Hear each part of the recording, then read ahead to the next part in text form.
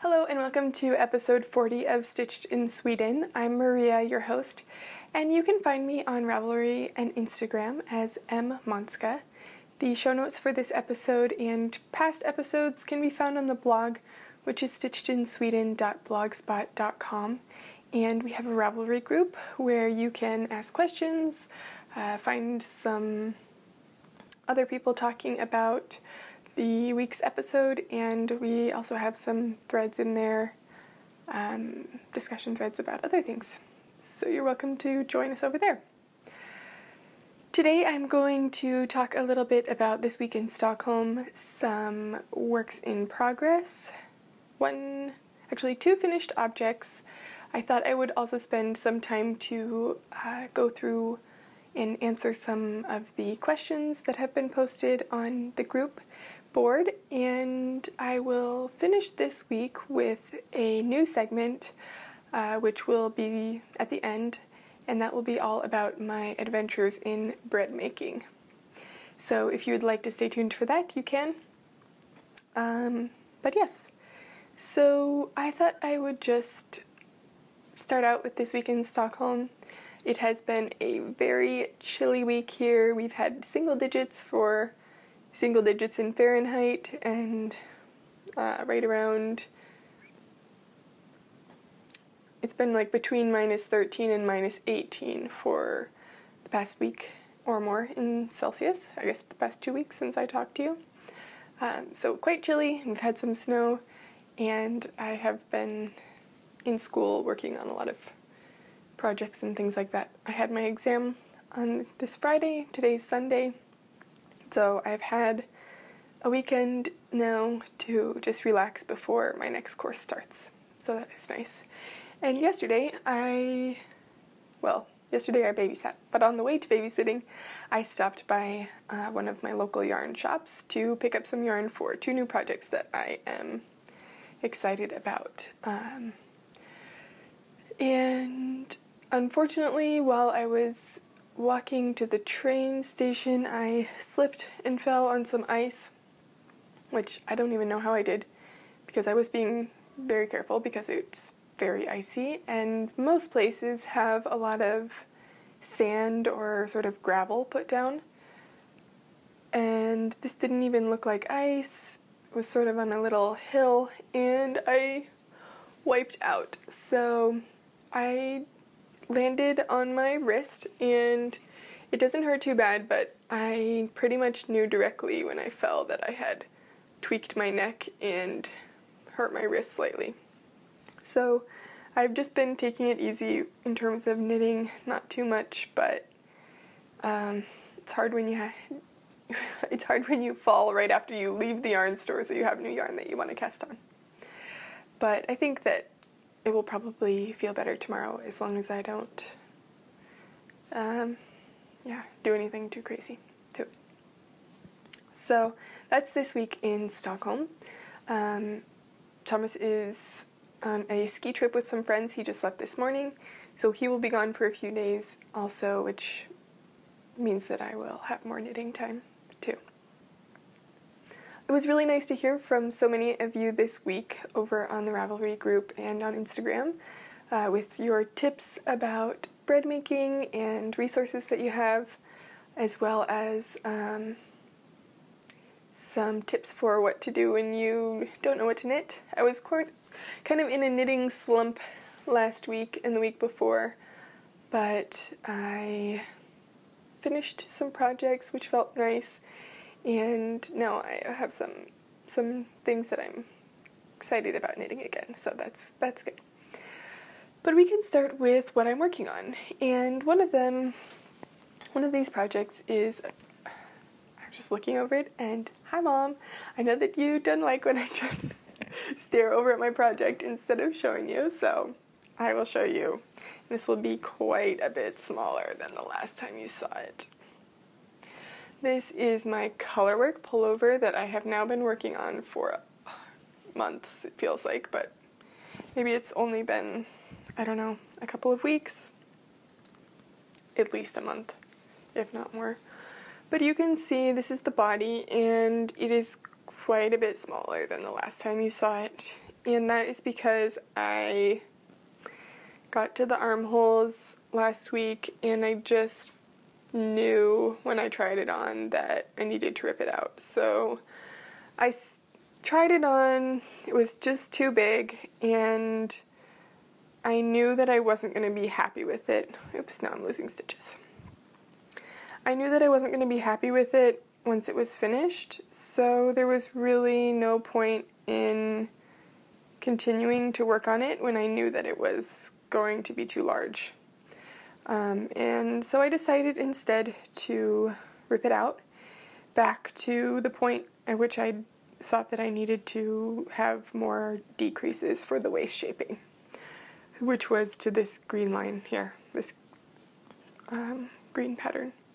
So I did that, ripped it back, decreased more rapidly. I'm still decreasing, and I will also, I think, need to adjust it so that I have a couple of these rows that have only 2 rows of the fossil, which is the background white color, 2 rows instead of 3, and I'll probably do that right in the middle of the sweater, at the skinniest point of the waist. I've already knit the sleeves for that, and I measured one of my other sweaters that I have to see how the length of the arms compared with the body, because I want the color work to line up on the sleeves once I get there.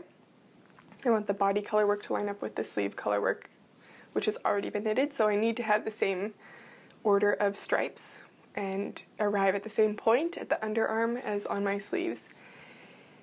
And since I knit up to the underarm before, I knew that the body ended up being a bit too long. So I didn't want to start completely over, which is what I pretty much would have had to do if I wanted to shorten the length. For example, I could have shortened the ribbing a little bit for the body, and that would have been a way to shorten the length overall. But I think that another easy way to do it will just be to eliminate a couple of rows, and I'll do it right at this sort of smallest part of my waist, so that I think having the stripes closer together will also just make the appearance of a smaller waist at that point anyway. So I think that will work out, and it won't be really obvious, so it will still look the same in terms of, it will look pretty much the same, but it will shorten the overall body of the sweater by a few rows, which is what I need. But you can imagine that after pulling out, probably 10 or 13 inches of color work on fingering weight yarn, I was not too excited to work on this. So I don't know if this will take a break for a little while or what, but for now it is having a little time out before I decide what to do with it. I do want to finish that sweater. I'm excited to have the finished project, but I think it turned out the right size that I was hoping it would, according to my swatch. So I think that it wasn't that my measurements were incorrect or that my swatch was incorrect, because I sort of went back to my notes to check that because it seemed just so big that I wondered how that mistake could have happened. And I think that it wasn't really a mistake, it's just that I realized that I prefer to knit and wear sweaters that have close to 0 ease or negative ease, and I don't care for positive ease as much. In some cases it's good to have, but for my style right now I prefer to have a more fitted sweater. I'll just take this time to say that right now that the sweater that I'm wearing is it's a modified flax pullover, which is a pattern in the Simple collection from Tin Can Knits. It's a free pattern, and their patterns in general, but also specifically in this Simple collection, are aimed at knitters who are learning to knit, and it incorporates techniques and useful tutorials and links and things like that for different techniques that you need to make these projects. The Barley hat, which is a very popular hat, is also from this collection. But yes, this is my version of the flax. I knit this, it's knit out of hand spun yarn. This is Gales Art BFL Swirl, I think, that I hand spun. And I knit it. The difference is that my sleeves are in reverse stockinette stitch instead of just having the one sort of column of reverse stockinette or garter stitch, I can't remember in the pattern, down the sleeves. I knit the whole sleeves in reverse stockinette, and actually I just knit the sleeves inside out. So the whole thing was knit in stockinette stitch, but it appears to be reverse stockinette stitch with the purl bumps on the outside because I knit it inside out.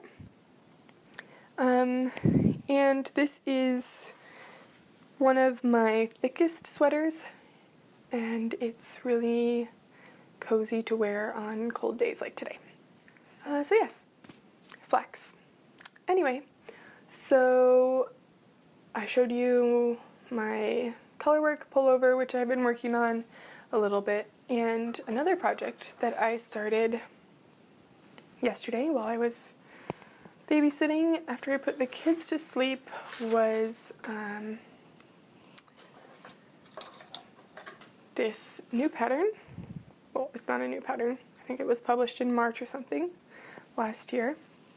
And this is a pattern called Starry Pants. And this is a pattern by Tina Hoglund, which is a Norwegian designer. She's a Norwegian designer. And these are for some little pants. Not for me, for a child. And I am really enjoying knitting this, but I don't think I can really recommend the pattern, unfortunately, because it's a really cute pattern. I haven't bound off for the legs yet, but I'll show you a little bit about what it is. So here's the front, and you can see here that I have two little holes which will have an I-cord band, or an I-cord cord, put through those and hidden in this nice double folded hem so that it will be a little drawstring. And then you have the pants, you have the pattern, and soon I will soon I will separate for the legs, and they'll be like cute little colorwork leggings, and I think they really will be cute, but there's some problems that I have with the pattern. First of all, it is a paid-for pattern, and to me, with a paid-for pattern, then you need to make sure that it's test knitted and things like that, and I guess I just was expecting a little bit more content from the pattern. I'm not sure if this is a translation problem. I haven't downloaded the Norwegian version, which I'm assuming was the original one because the designer is Norwegian. I haven't downloaded the Norwegian one to see if there's more text in terms of explanation for the directions, but in the English version anyway, the directions are kind of sparse, and it leaves a lot up to the knitter to sort of interpret and fudge it a little bit. The numbers don't all work out, and I don't know. Unfortunately, it's not very clear at all. So I would say that if you're an experienced colorwork knitter and if you have experience with short rows, then you could probably figure it out, but even then, given the instructions for the size that I'm making, I had to basically make up my own instructions for it because there weren't instructions. And for the chart, like where you start in the chart was different for different sizes, and for the size I was making, it didn't work out to start there, so I don't know. Really unfortunate, but cute little pants. here's the back, and that's going to be like right center bum, which is what the picture is of on Ravelry, is like the back of the baby with this big star on their butt, which is pretty cute. You can see this like kind of bulge here, which I'm hoping with blocking will even out a bit, but this is where the short rows are, and that's to make the back slightly higher than the front so that a diaper can fit in there. Not this part, but like so that the whole back part is bigger compared to the front. I think it will be fine. I guess the problem comes with that this whole part here, this yellow part that I have, was supposed to also be in color work, but I could not for the life of me figure out what the instructions were for how to make the color work part happen in the short row section. There's a chart for the color work, and it's hard for me to really explain what's wrong with it without showing it to you, but I mean, just to give you a quick look, like you can see that I have had to literally cut and paste this because the beginning of the round was different for different sizes, and even then the beginning of the round that I ended up having to use wasn't the one that was in the pattern, and I don't know, it's just a mess. So it's sort of working out, but yeah, I started doing the short rows section up here in the color work, and it was a huge mess, so I just decided to, instead of scrapping the whole project, to just rip back and do the short rows in the background color and just start the pattern afterwards, because this part will be like up in a shirt or something anyway, and I think it will be fine. But you can see it's like bulgy, sort of, and that is because first of all, because these are short rows, so you're not knitting in the round, and my gauge knitting flat is looser than my gauge knitting in the round, so I should have been more aware of keeping my purl stitches tighter, but also my gauge for knitting in color work is tighter than my gauge knitting just in stockinette with one color. So we'll see. I think that it will block out, but yeah, I think this will be it. I mean, I'm enjoying knitting it. It's a fun little project, but I'm disappointed with the pattern, I guess I can say. I am using Drops Cotton Merino yarn for this project, which is the first time I've used this yarn, and I'm actually really happily surprised with the yarn, I would say. I am using two different colors. The white is just white, it's number 1, and the yellow is color number 15. And this is just what the tag looks like. It is a superwash yarn. It's, I think, 50% wool, 50% cotton. It says it's cotton merino, so I'm guessing the 50% wool is merino wool. It feels really soft. It can be washed at 40 degrees C, so it will be an easy care product, I guess. It would be an easy care garment for the people who I give it to.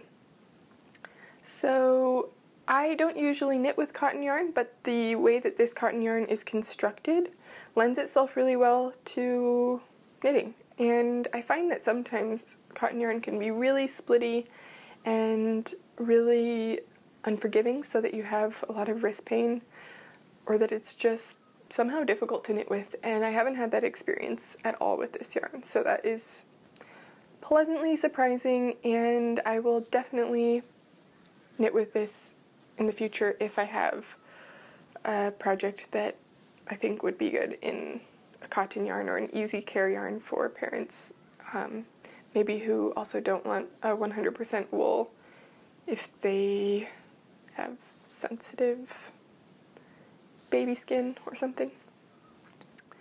It says that it's a DK weight yarn, and I would say that's pretty accurate.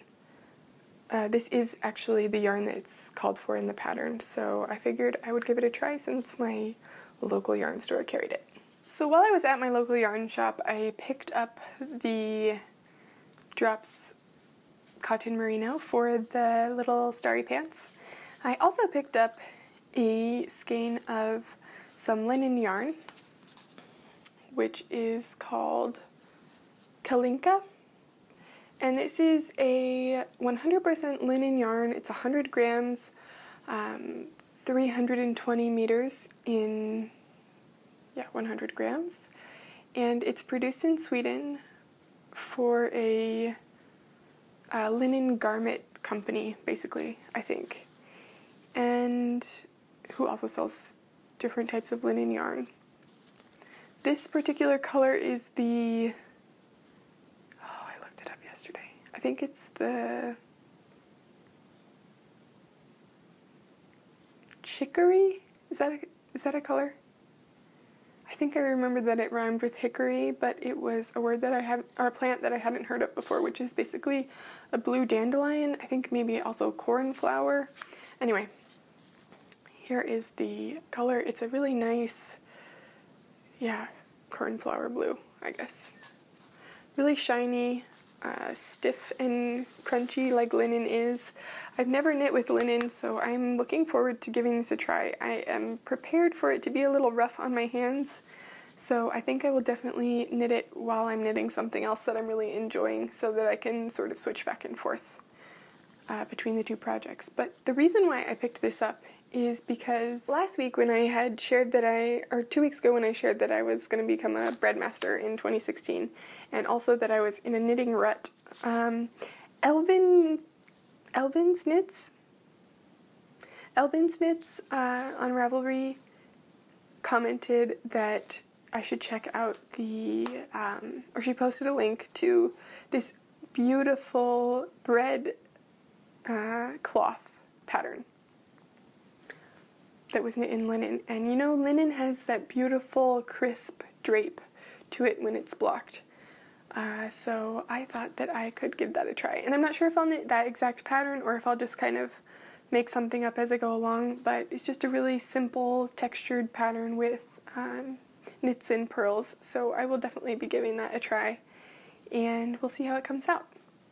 So thanks for that tip. I wouldn't have thought about that, but now I think that's a really great idea. So I thought I would share that with you. My first finish project this week is one that I cast on pretty much directly following my post on Instagram that I was saying I just had no idea what to knit, and I was kind of in a knitting slump. So after that, I kind of went through some of my stash and looked at some of the yarn that I have. And so I looked through those boxes a little bit and started seeing some nice pairing combinations, which I thought would be nice for the pattern that I ended up casting on, which is the Infinito. This is a cowl pattern by Joji Locatelli from her Authentic collection, and this was a lot of fun to knit. It's basically knit first doing this striped part, and that's knit back and forth, starting with a provisional cast on so that you can pick that out later and Kitchener stitch it together for a seamless finish. And then you pick up along the edge and knit the lace pattern out from there. And this is I think it's called Frost Flowers or something like that, lace pattern, and it has a nice little picot bind off. And I didn't block it really strongly or really aggressively because I wanted the garter stitch in the cowl body to be nice and squishy still. And I think sometimes when you block garter stitch, especially in a superwash yarn, that it can get stretched out too much and then not have that nice squishiness that makes it really fun. So I knit this as a gift for someone, and I'm not going to say who, but I thought I just wanted to show you before I sent it. The original pattern doesn't have stripes of different colors, it just has 2 colors stripes, but I alternated between 7 it was 7 stripes of gray and 3 stripes of yellow. 7 stripes of gray, 3 stripes of yellow. And I think it turned out pretty nice. And I will try to put this on without disrupting my microphone.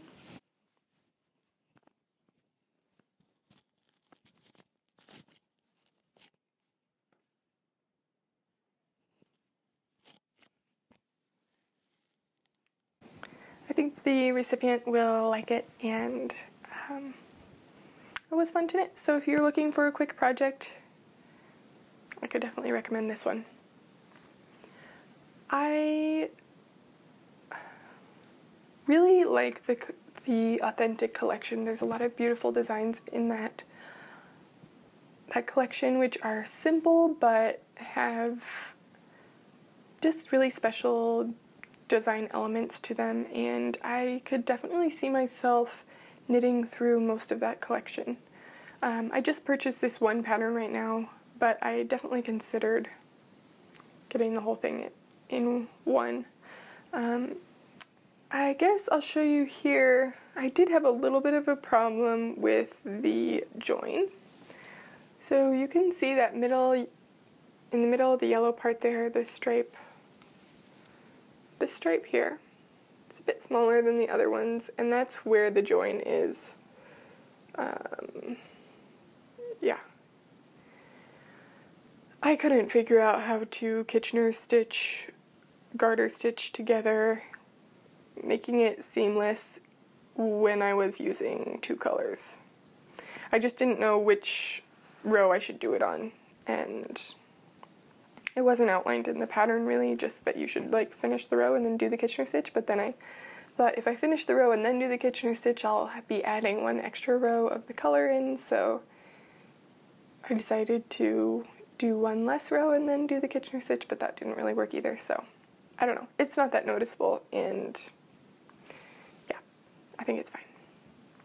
Fun project, and definitely check out that collection. The yarn that I used for that project are actually 2 different types of yarn.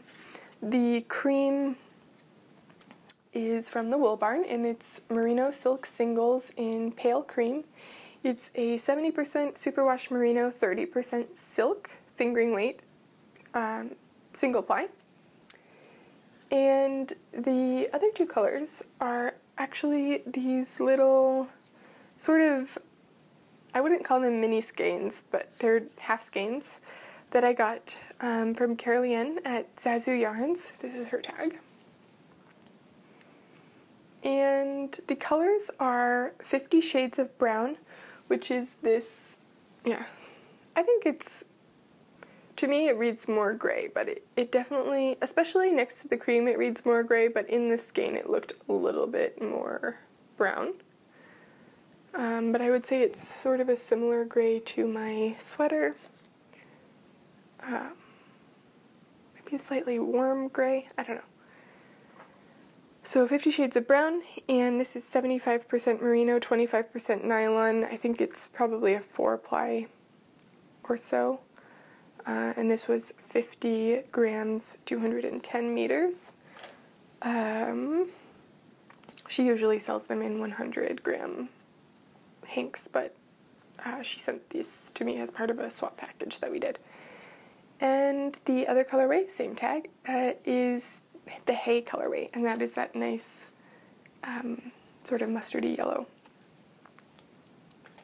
So yes, nice project, and it was definitely a good project to sort of get back some desire to knit. The other project that I finished this week is one that I showed you last week, which is the lattice shawl, and this was knit first by Kristen from the Yarngasm podcast and finished by me. Here it is, and it's all blocked and ready to go, ready to send to her, and I think it turned out really nice. It grew a lot with blocking. This is my pattern. It's called Lattice, and this was my second shawl design. It starts with a garter stitch body transitions into the lattice lace section, and then it has an applied border in an alternate color if you would like. That's how the original is knit, or I've seen some that also have just the same color. I blocked this using my blocking wires, which I thought I would give you a little review of because I know that there have been some people who are curious about how I do finishing work and blocking especially, so I thought I could talk about that a little bit today. So I have these blocking wires. They are called Lizadas, I think, or something, and they are, it comes with, I got the mixed pack, so there's 4 blocking wires that are 35 inches or 90 centimeters, 3 that are 70 inches, 180 centimeters, and there are also 30 nickel-plated T-pins. And these wires are sort of unique in that they are really flexible and bendy, so it makes them easy to store like this in kind of coils. I would say that in my experience, these wires work really well for blocking, but I don't think that they're the easiest to use. I prefer I have to say that I prefer the Knit Picks blocking wires that I have at my parents' house in Colorado, which are the just straight wires that are stiff straight wires, and they come in a long skinny tube. The convenient thing about these is that they come in a small package that, fit through my door. And there was no, I think they are like $5 flat rate shipping around the world. So I think in order to get the Knit Picks ones shipped here, or a similar one, it would have been maybe twice the cost of the actual wires just in shipping. So that's why I gave these a try. So they come, it's convenient how they come, but otherwise I think I prefer how the Knit Picks ones are stored, that you can keep them stored in this long tube, because these ones you kind of have to coil back up, and they're sort of dangerous because when they uncoil, they kind of just like spring and have a mind of their own. And they remain really flexible, which in some ways can be good, especially if you knit a lot of sort of uniquely shaped shawls or something with curved edges, that you want to be able to have that flexibility to make a nice rounded edge or something. But if you mostly knit triangular shawls or things that have square edges, then I don't find them particularly useful, just because you still end up having to use a ton of pins to keep the wire straight, especially if you are pulling the shawl out to sort of a strong block. It is useful to have the curved wire if you want to make a curved edge. So for example, in this shawl, the bottom edge is sort of curved, but you could also pretty much achieve the same look with straight blocking wires, I think. So I don't know that I prefer them. I think I definitely don't prefer them because it takes quite a bit of time to untwist them to use them, and then it takes a bit of time to pin them all out. And then you also have to twist them all back up to store them. I guess I could store them in a long tube, but I don't have a long tube, so I just think for me the straight, less flexible ones work better and fit my knitting needs more. But that being said, I think that these still are a really good product and are convenient, especially for shipping. And I may even like them more if I did have a long tube that they were stored in, so that I didn't have to go through the hassle of like carefully untwisting them, trying not to get them to fling and scrape me in the eye or something every time that I use them. So yes, I I thought I would answer a couple of questions this week. That has been a question, sort of a repeated question from a couple of people that I just hadn't gotten to yet, or I just kept forgetting to answer. But there are a couple of other questions in the group that I thought I'd answer now. The first one comes from Ashton, who lives in Pennsylvania, and she asks, how long were you knitting before you started designing? Did it click directly, or was it a lot of trial and error, and what do you need to know before designing? So I had probably been knitting for, I've been knitting for about 8 years, I think, now. So I'd been knitting for about 7 years before I started designing.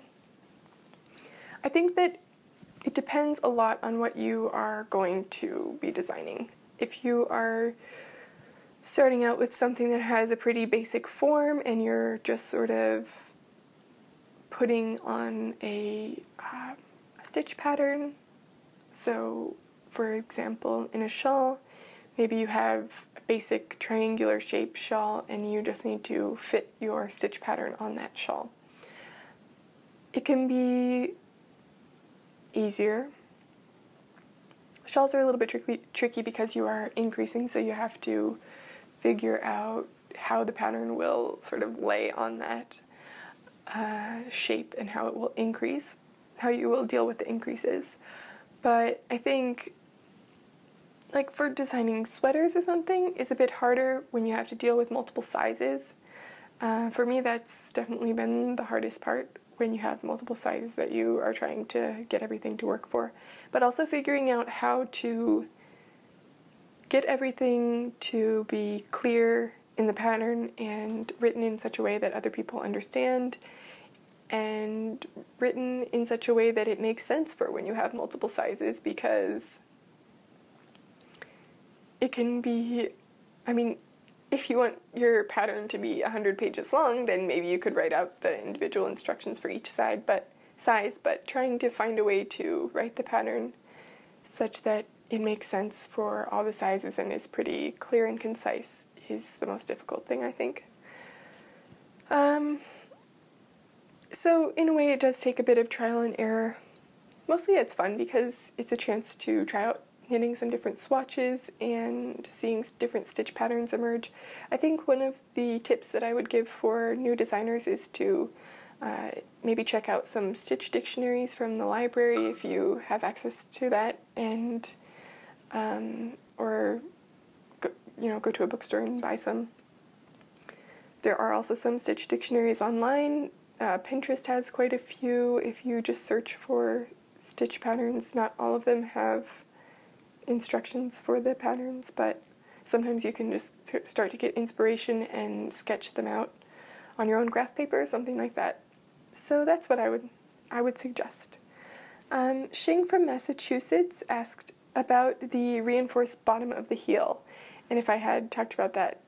For the socks that I knit for Thomas's dad, if you remember, they were just navy blue 2x2 rib socks that I made him for Christmas, and I did manage to do the reinforced bottom of the heel. Basically how I did that was I did a reinforced heel flap, so with the slip one, knit one, slip one, knit one along the right side, and then purled across the back side for the heel flap.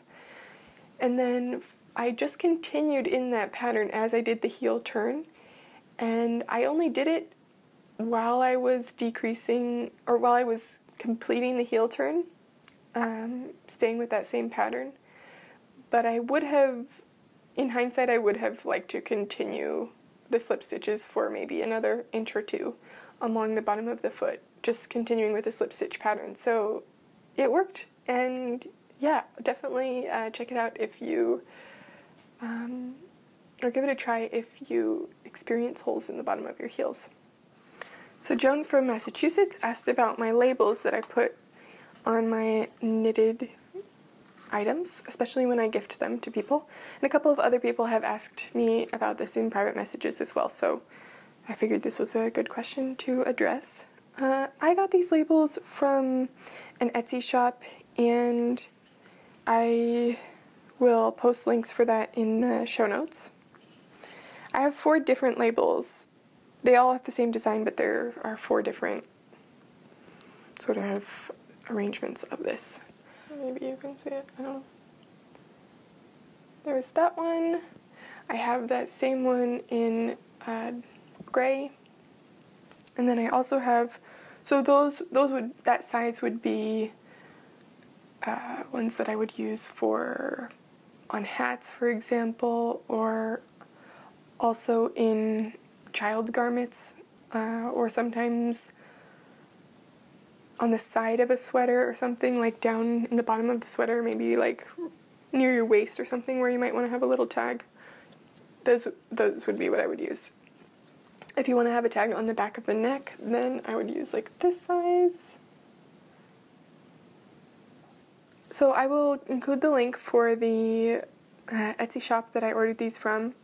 They are a suede material, and the holes are all punched in them before, so they're laser cut, and he did a really great job. I just drew this little design on a piece of paper and took a picture of it, and he made it into the laser cut.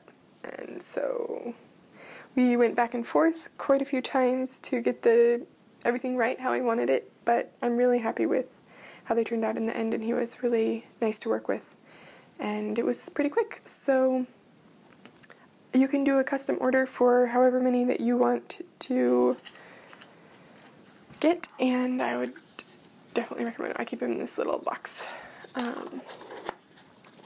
I could definitely recommend his shop, though.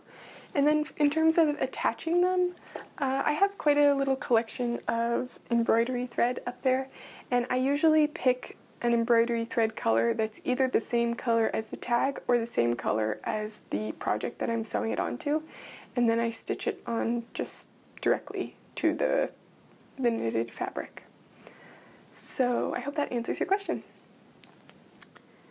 All right, finally we have a question from Teresa from Canada about weaving in ends, and I will link to the Purl Bee or Purl Soho. I can't remember I think it's the same thing, but I get confused.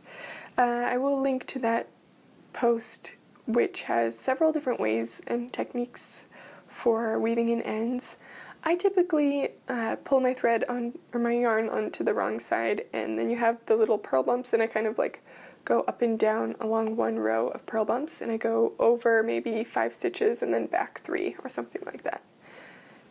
If I'm working with a 100% wool yarn, especially, for example, Brooklyn Tweed Loft, then I will usually splice it together so that I don't even have ends to weave in, and that's where you basically felt the 2 ends of the yarn together with just a little bit of water or spit and rub it together to get that to felt. But that works better for some yarns than others, and yeah. But I will definitely link to that post that I have found useful in the past.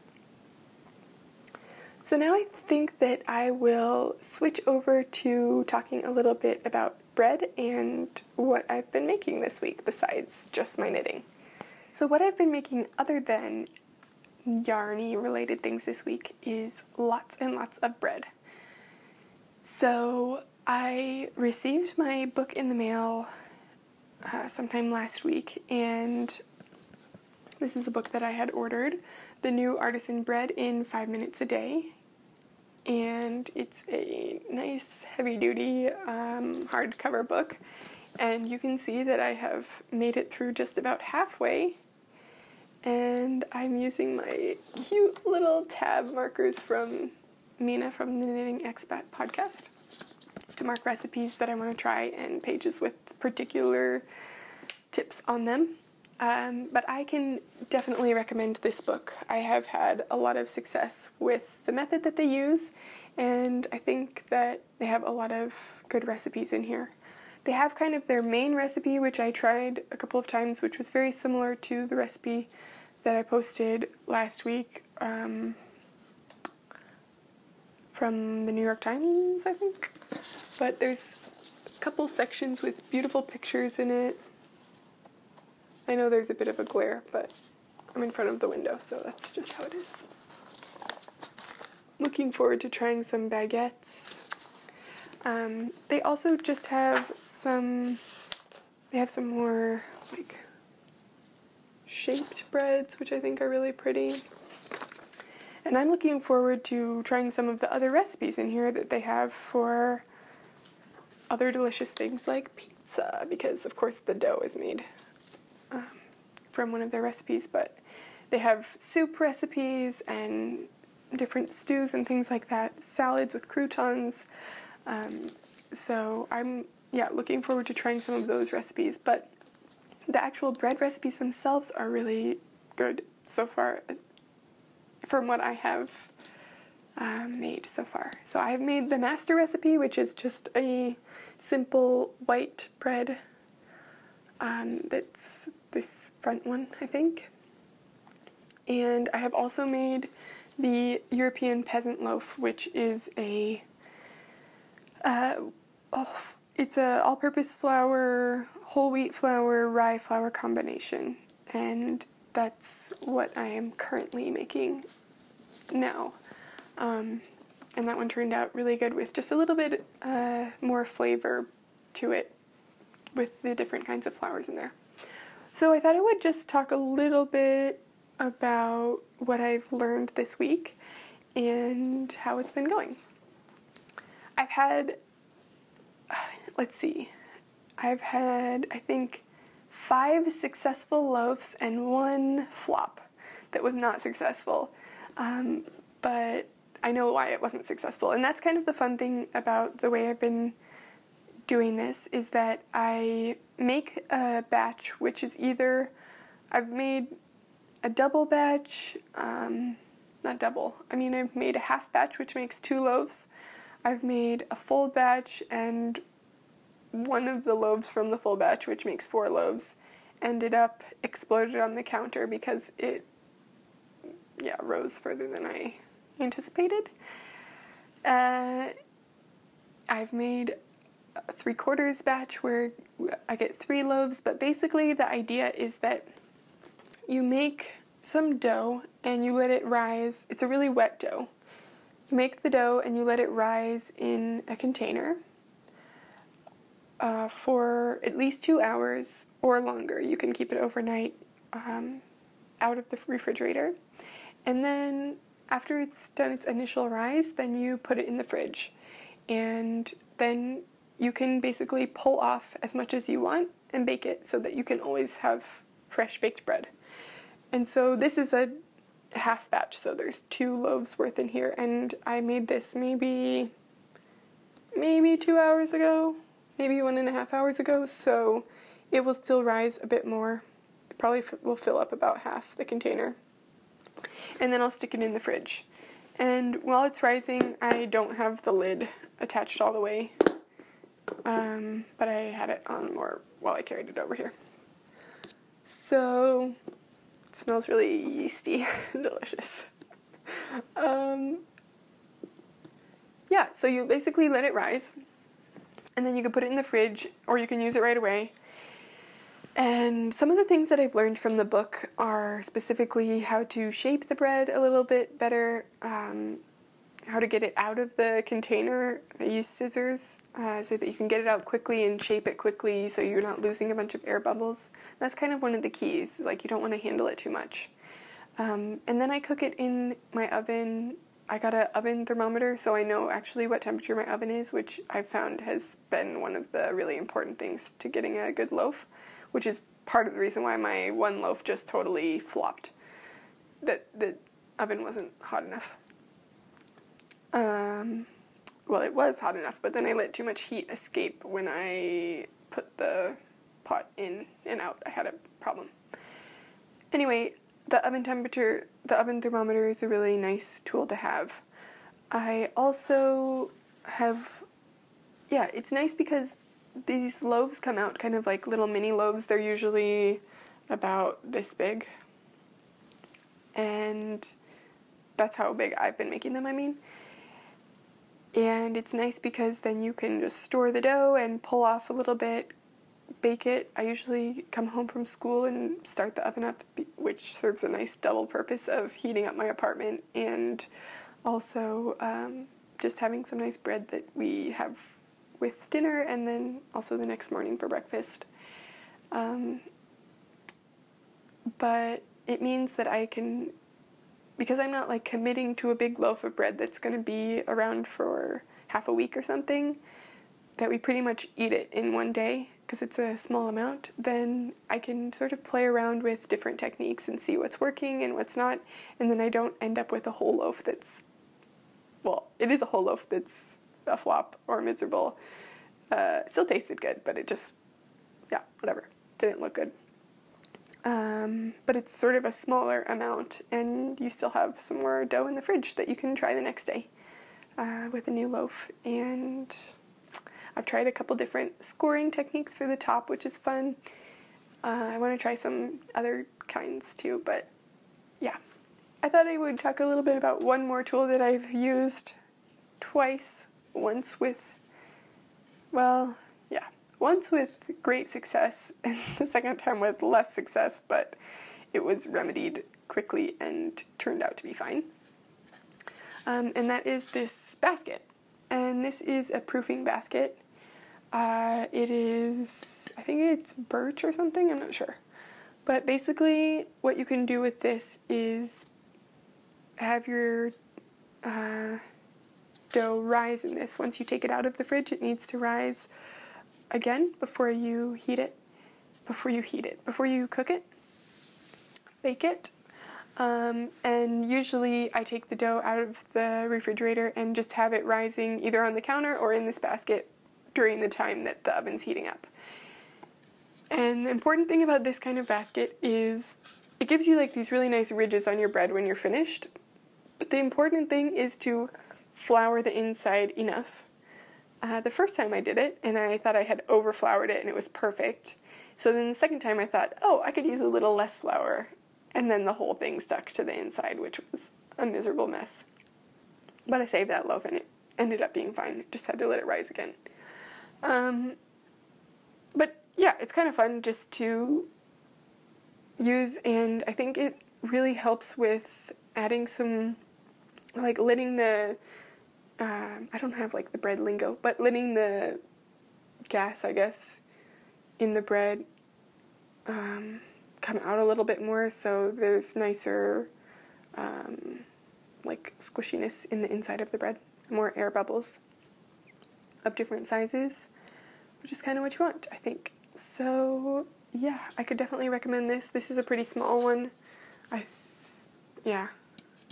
not sure exactly how big it is, but I just found this at a kitchen store that we have here. And I know that they have them on Amazon as well. My kitchen is cold. I know that someone in the Ravelry group posted that they have a cold kitchen as well, or a cold apartment. And when I have used this basket, one of the techniques that I've found that's been really helpful is that while my oven is heating up, I put a cookie sheet over the stove, and I put this on the cookie sheet with the dough in it, and a little, I usually just put a pot lid on the top. You could put like saran wrap or something if you want plastic wrap, but also you could just use a pot lid and then it's reusable. And so I have this on the cookie sheet that's on the stove. The stove's not on, but the oven is on. And the top of the stove gets hot enough from the oven being on that I think it's not really hot, but it just adds like a little bit of warmth, which might be closer to what normal room temperature or slightly above normal room temperature would be. So it makes a nice rising environment for your dough. And then when you're done having it rise in here, basically you flour what will be the bottom of it, but is the top in the bowl, and then I just flip it onto my hand and then set it lightly onto a piece of parchment paper. I usually have like a strip of parchment paper that's, this wide by like this long. Put it on there, make my scores, and then I lift that up and set it down into my cast iron pot. Put the lid on and pop it in the oven for usually about 25 minutes, and then I take the lid off for the last 10 or 15 minutes to get it a little bit extra brown. But that's it. So if you have any questions specifically about bread stuff, there's now a thread over in the Ravelry group, and some people have been sharing pictures there. I've posted pictures of my bread so far. I didn't take a picture of my flop one. I should have, but I just forgot to, I guess, or it was just too ugly. But I would love to hear what you are making, and yeah. I don't know if I'll have this long of a bread section on every episode, but I was particularly excited about it this week because I got that new book, and I've had a lot of good success with some of the techniques that they suggest in there. So I guess that's it for this time, and I will probably talk to you in a week or two. Until then, happy knitting and happy bread making. Bye.